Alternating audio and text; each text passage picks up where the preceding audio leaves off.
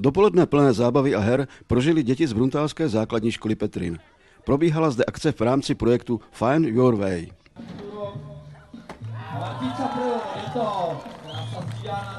Akci připravilo Bruntálské středisko Europe Direct ve spolupráci s Olomouckou agenturou a dalšími pořadateli. Jeho cílem je vlastně boj proti netolismu, takže chorobné závislosti na virtuálních drogách, na telefonu, na počítači a podobně, takže představit těm dětem další vlastně možnosti trávení volného času. Byl jsem na BMXu na kolo, pak jsem byl na laně, tam jsme se tak byli ze srandy a pak jsme běhal. Mně se to hrozně líbilo, mně se líbilo tam ty bajky, jak házeli ty salta a tak, jak tam házeli ty z BMK s freestylkou.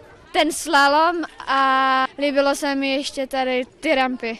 Projekt Find Your Way je určený dětem ze základních škol. V podstatě je to osvěta moderních volnočasových aktivit, které by mohly děti zaujmout a odvést je od počítačů. V podstatě tato myšlenka zešla z nějakého dlouhodobějšího pátrání po zájmech dětí a mých aktivit, co se týče kola, vlastně freestyle BMX, kterému se věnuji už asi nějakých 16 let.